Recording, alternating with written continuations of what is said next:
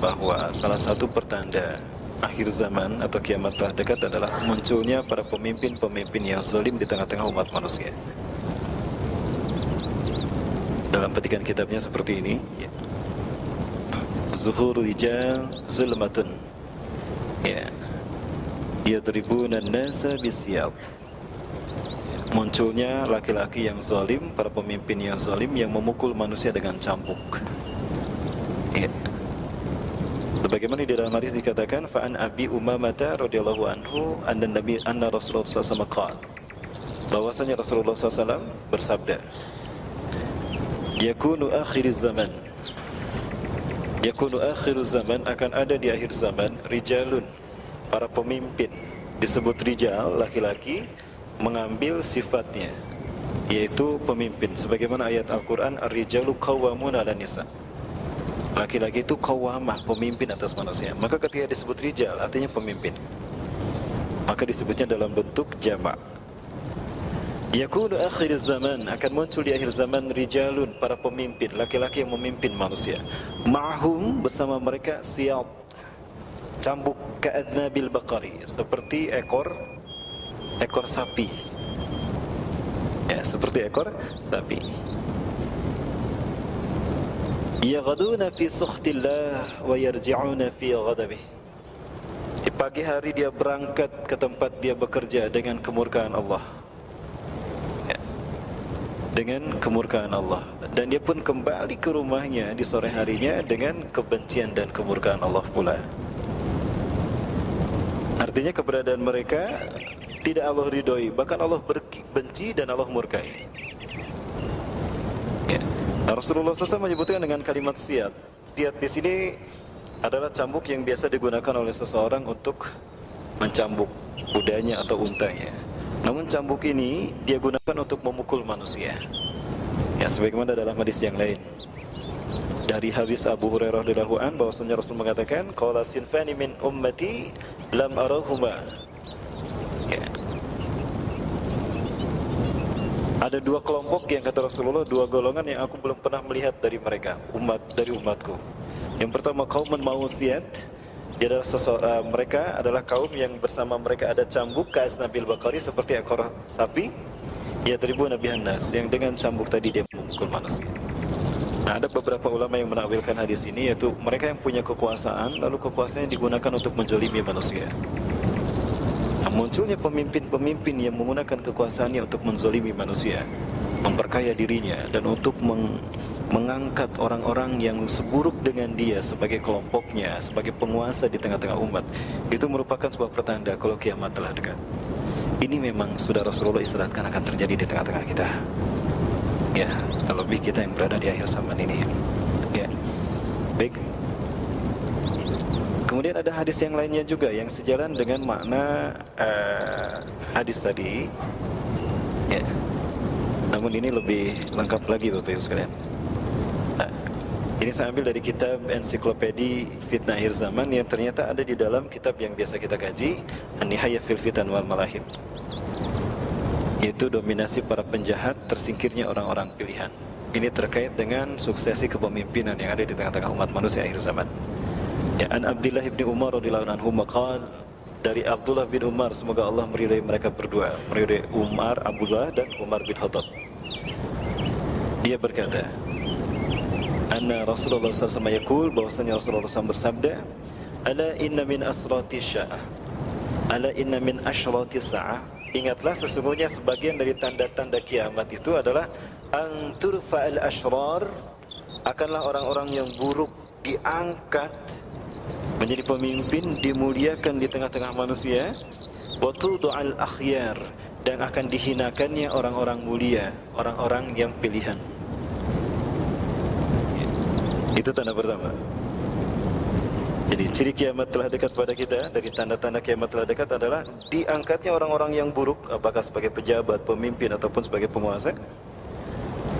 Ya, waktu doa akhyar, dan dihinakannya orang-orang terbaik di tengah-tengah umat manusia, disingkirkannya mereka dari kekuasaan, dari lingkar kekuasaan, dihinakannya mereka dengan berbagai macam fitnah lewat media dan sebagainya.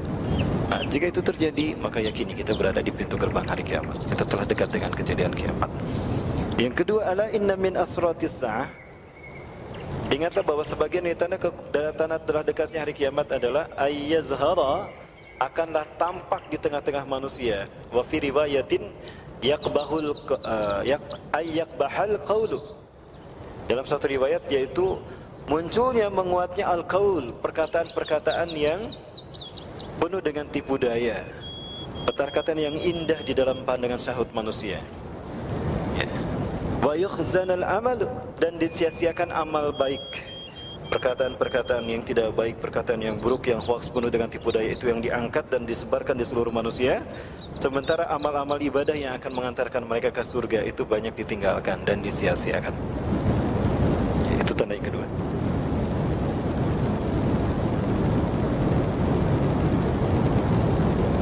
Kemudian tanda yang ketiga, ala inna min asyratis sa'ah, dan ingatlah sebagian dari tanda telah dekatnya kiamat adalah antusla al-masnah fala yujadu man yughayyiruha. Tanda dari dekatnya kejadian hari kiamat adalah akan dibacanya kitab-kitab al-masnah dan tidak didapatkannya orang-orang yang mau merubahnya. Qila lahu, maka ditanyakan kepada Rasulullah SAW, wa mal masnah ya Rasulullah, apakah masnah itu ya Rasulullah?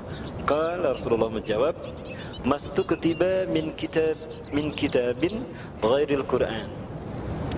Masnah itu adalah sesuatu yang dicatat atau kitab-kitab, buku-buku yang dicetak oleh manusia yang dibuat selain daripada Al-Quran.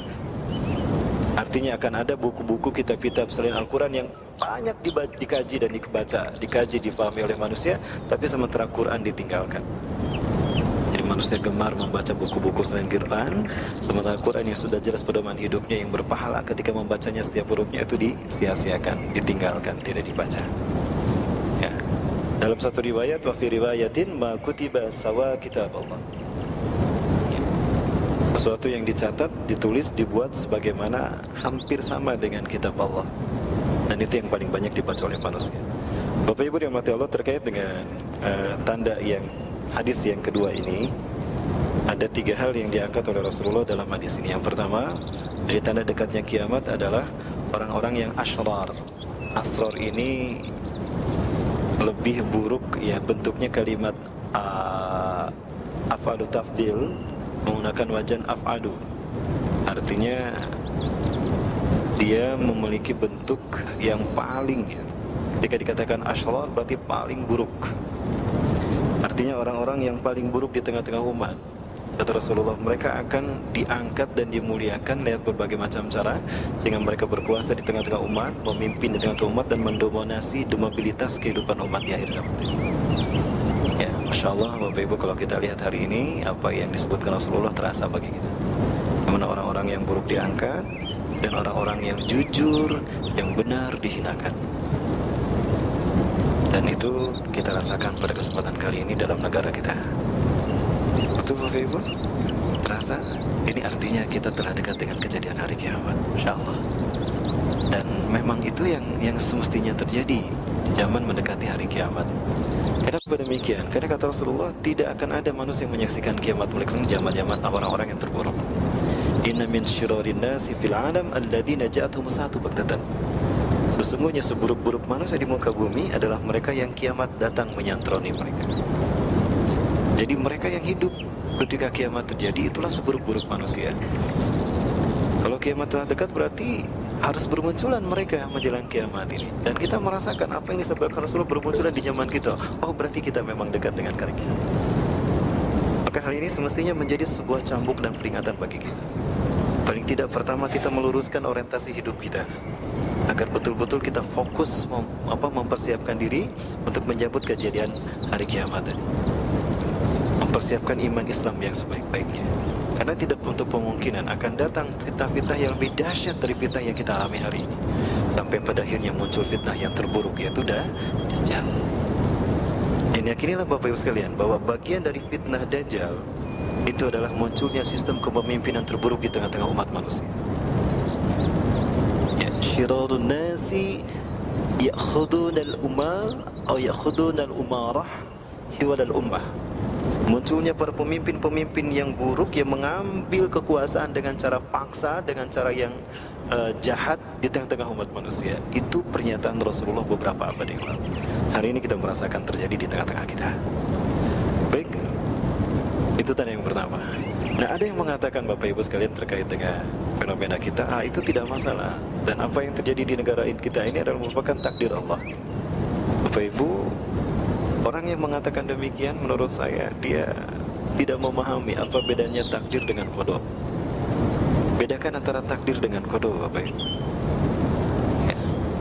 Takdir adalah sesuatu yang Allah catat 50.000 tahun sebelum langit dan bumi Allah ciptakan. Di dalam hadis dari Abu Musa al-Asy'ari Rasulullah bersabda, "Inna Allaha qadara al-maqadira qabla an yakhluqa as-samawati wal ardi bi 50,000 sanah." Sesungguhnya Allah menciptakan takdir untuk semua makhluk itu 50.000 tahun sebelum langit dan bumi Allah ciptakan. Jadi sebelum ada langit dan bumi, takdir kita sudah tercatat 50 tahun sebelumnya. Dan itu tidak berubah, di Lauhul Mahfuz sudah ada. Jadi apapun yang dilakukan manusia tidak akan merubah itu. Itu takdir. Yang kedua, qada. Lalu apa qada? Qada adalah ketetapan dari Allah. Kitabun min Allah. Ya, satu ketetapan dari Allah, allati tuktaba ba'dal qadri. Sesuatu yang Allah tetapkan setelah qadar terjadi, setelah takdir terjadi. Atau ketetapan Allah yang muncul ketika manusia menjalani takdir. Dan ini terkait dengan hak hiarnya makhluk, hak hiarnya manusia. Allah berikan kebebasan kepada manusia, karena manusia adalah makhluk mukhayyar, bebas memilih apapun yang dilakukannya, termasuk bebas memilih siapa pemimpinnya. Itu kan perbuatan manusia.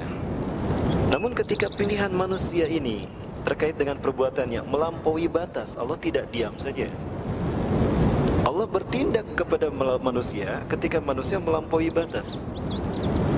Itulah posisi Allah sebagai Rabb. Yaf'alu ma yurid wa yuhaddu man hada.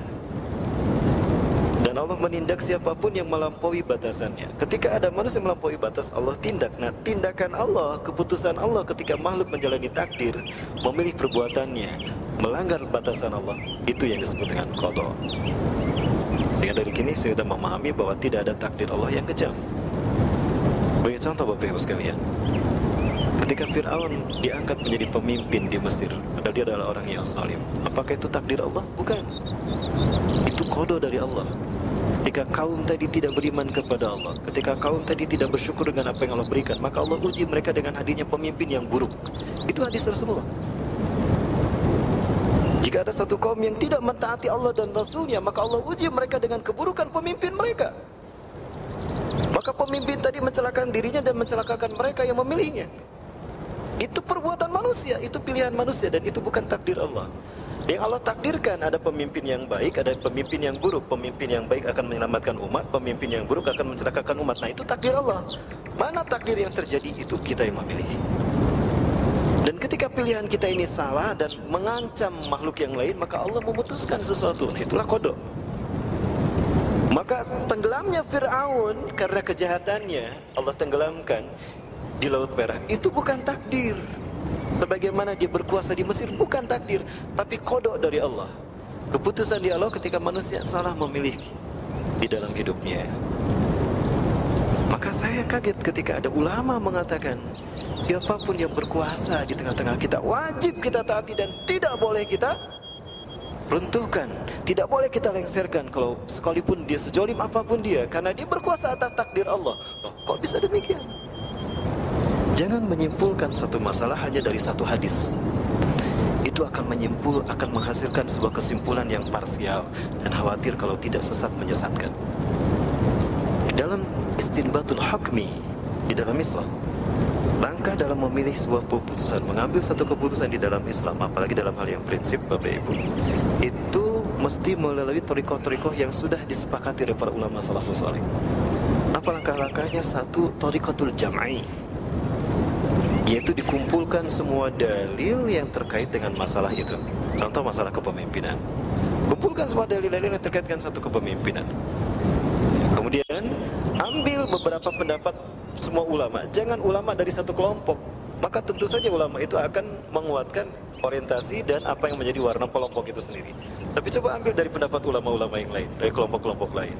Selama mereka menggunakan dalil yang kuat, ya kita gunakan, ambil dalil-dalil mereka. Setelah terkumpul semua dalilnya, urutkan Bapak Ibu, diurutkan yang paling dekat kepada masalah, kemudian yang paling jauh. Setelah itu ambil benang merahnya. Thariqatul tarjih, thariqatul jam'i, ya. Dikumpulkan semua dalil tadi, urutkan menurut kedekatan masalahnya, kemudian diambil, difahami satu persatu, baru diambil garis merahnya, thariqatul tarjih. Maka dengan demikian kita tidak akan tersesat dalam memberikan sebuah keputusan. Kita tidak akan parsial dalam membuat sebuah keputusan. Bapak Ibu dirahmati Allahnya, tidak bolehnya kita berontak kepada pemimpin yang sah itu jika diangkat berdasarkan Quran dan Sunnah. Wajibnya kita diam seburuk apapun pemimpin kita, walaupun sejolim apapun, itu jika dia pemimpin yang muslim diangkat berdasarkan thariqah Quran dan Sunnah. Tapi kalau bertentangan dengan Quran Sunnah, dia diangkat tidak berdasarkan Quran dan Sunnah, ya, sekalipun dia soleh, dia tidak memiliki nilai mulia ketimbang dengan mereka yang diangkat berdasarkan Quran dan Sunnah, walaupun dia zalim. Karena mekanisme yang benar, Bapak. Nah, ada satu pertanyaan yang sempat saya tanyakan kepada kelompok yang satu ini. Siapa sebetulnya pemimpin yang wajib ditaati oleh umat Islam di negara ini, yang kalau kaum muslimin di negara ini tidak mentaatinya, dia berdosa dan maksiat kepada Allah dan Rasul? Maka kelompok ini mengatakan, ya pemimpin negara ini, ya, tanda petik presiden negara ini. Apa begitu ya? Apakah dia akan mempertanggungjawabkan amal ibadah kita di hadapan Allah? Ya. Loh, kok bisa begitu? Apa dalilnya? Ketika saya tanyakan dalilnya, ternyata pendapat ulama kelompoknya, bukan Quran dan hadis yang dibacakannya. Lalu bagaimana dengan firman Allah? Pertama di dalam Quran surat Al-Isra ayat ke-71. A'udzubillahi minasyaitonirrajim. Yauma nad'u kulla unasin bi imamihim. Ingatlah pada hari di mana kami panggil semua manusia dengan imam-imam mereka, dengan pemimpin-pemimpin mereka.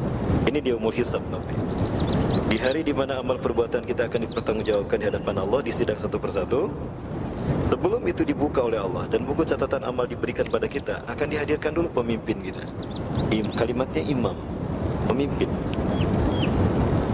Nah, maka setelah pemimpin ini hadir, maka buku catatan amal kita baru dibuka, dan saat itulah amal perbuatan kita dihisab satu persatu. Pertanyaannya, siapa pemimpin yang dimaksud? Apakah presiden? Bukan. Apakah menteri agama? Bukan. Apakah ketua MUI? Bukan, Bapak Ibu. Lalu siapa? Baik, untuk menjawab hal ini kita lihat satu kasus, Bapak Ibu, atau dua kasus.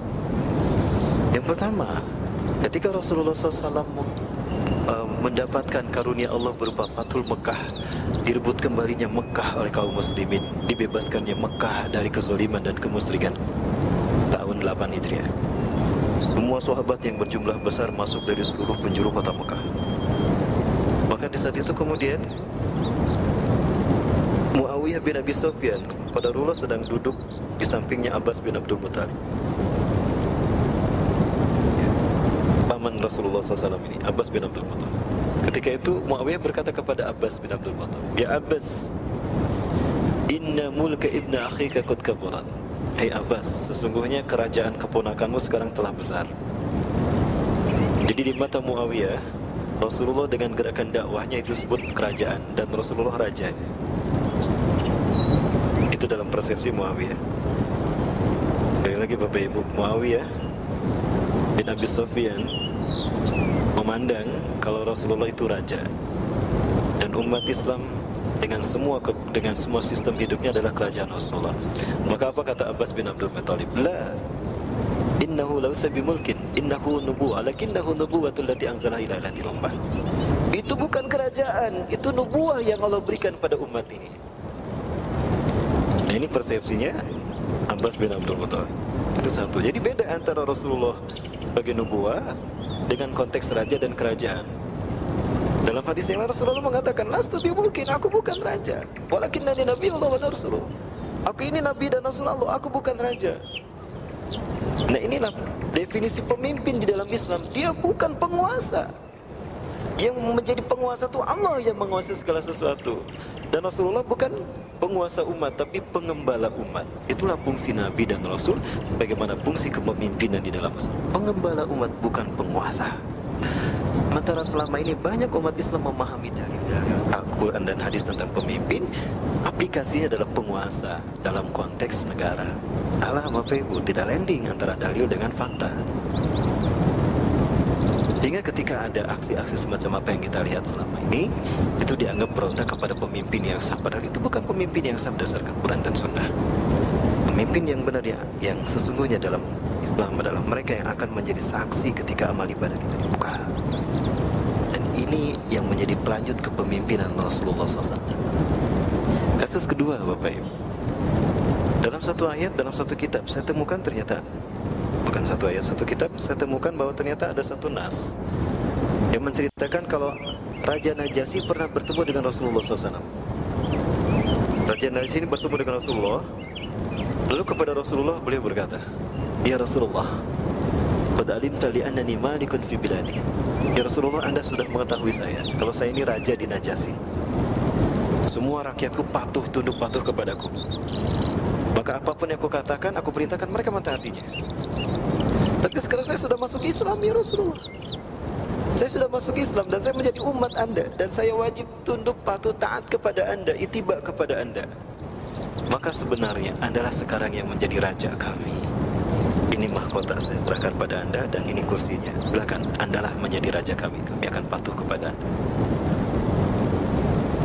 Raja Najasyi menyerahkan kekuasaannya, jabatannya maksud saya, kepada Rasulullah. Apakah Rasulullah menerima? Rasulullah tidak menerima. La, hada min hakika. Tidak, ini hak Anda. Anta malikum, Anda adalah raja mereka. Walastu bimulkin, aku bukan raja. Walakinnani nabiyullah wa rasul, aku nabi dan Rasulullah. Rasulullah memimpin kita, dan beliau akan mempertanggungjawabkan kepemimpinan kita nanti, amal ibadah kita di hadapan Allah. Konteksnya di sini berbeda antara pemimpin dalam persepsi politik dengan pemimpin dalam persepsi ideologi.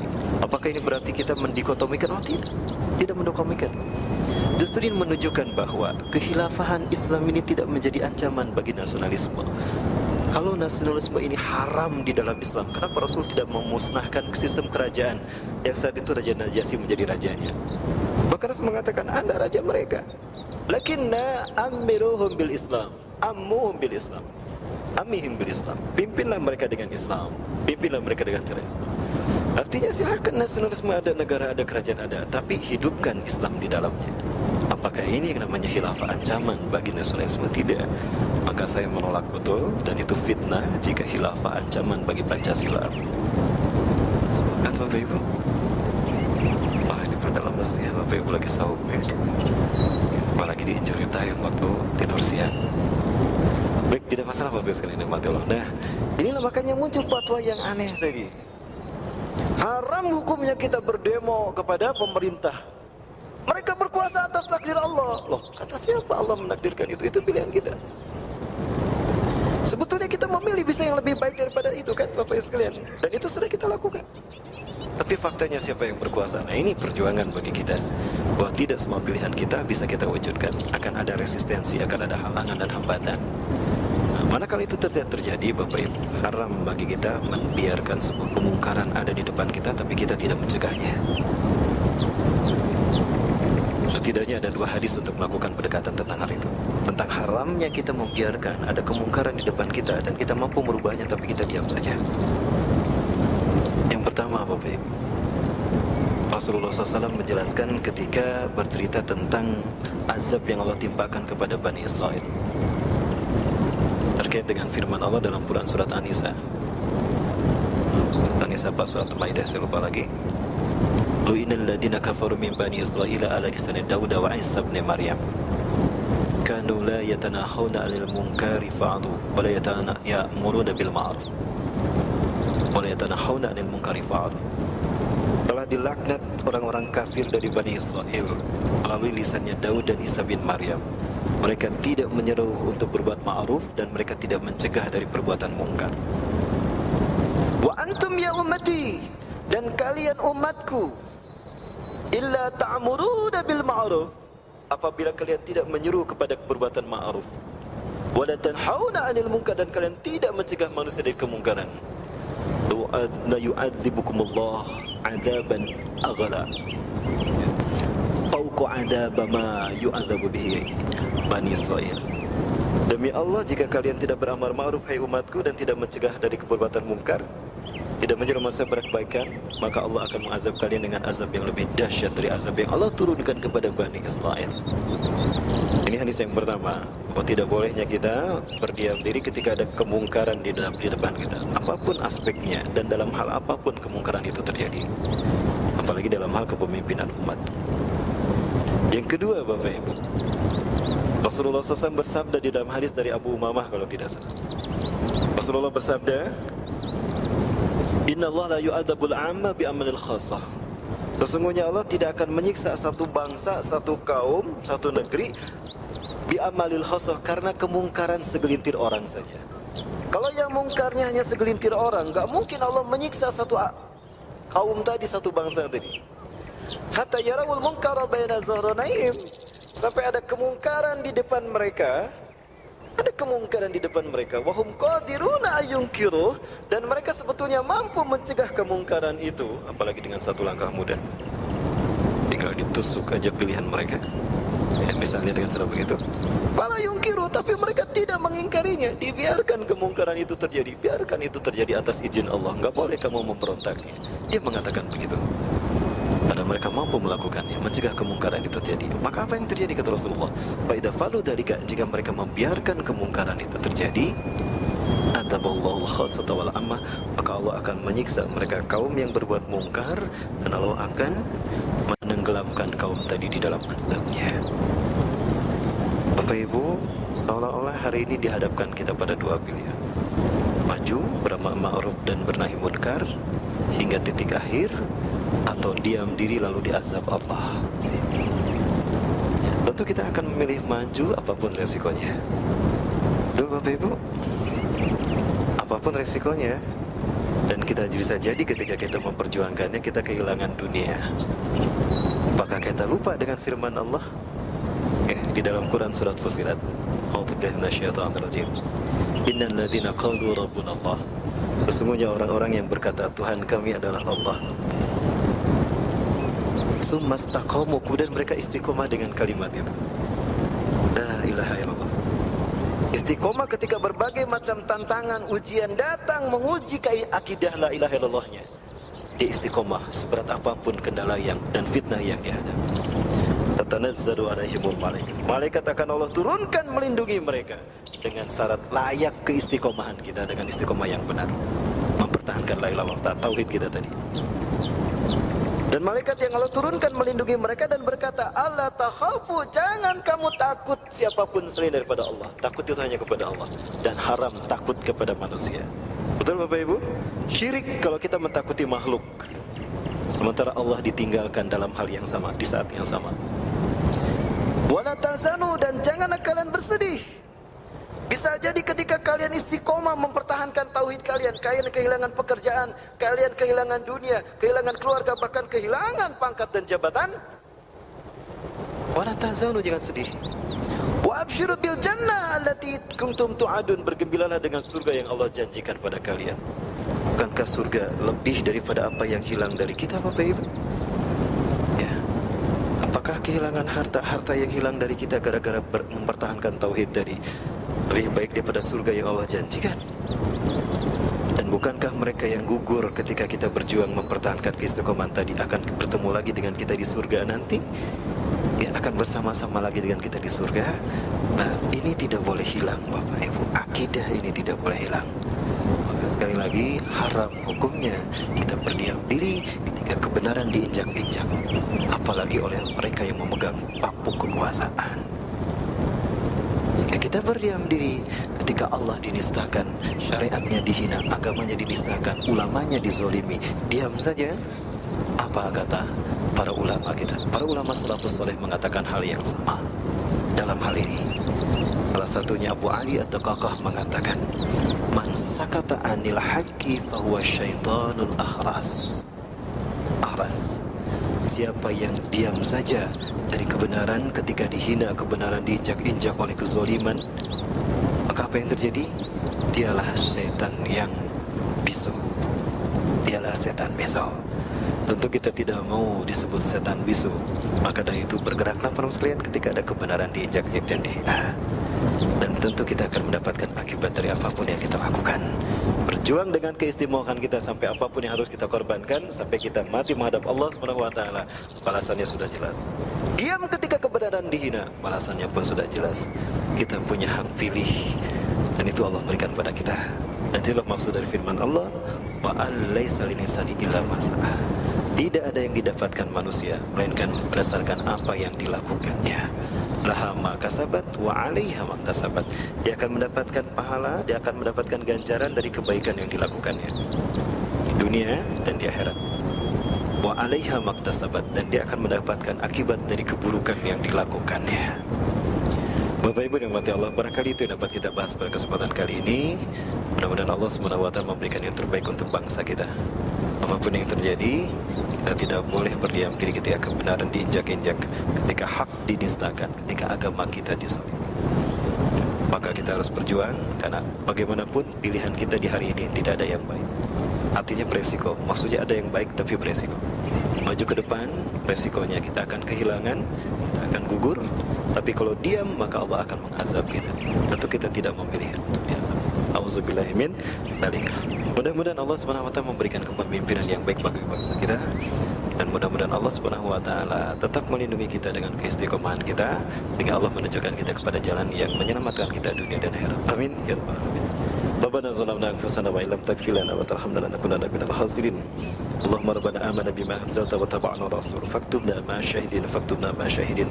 Allahumma arinal haqqa haqqan warzuqna ittiba'ah wa arinal batila batilan warzuqna ijtinabah. Allahumma aikiz qulubal ulama wa zu'ama wal muslimin min naumihim wa ghaflatihim al-'amik wahdihim sabila rasyad. Allahumma rabbana atina fid dunya hasanah wa fil akhirati hasanah wa qina adzabannar. Subhana rabbika rabbil izzati amma yasifun wa salamun alal mursalin walhamdulillahi rabbil alamin.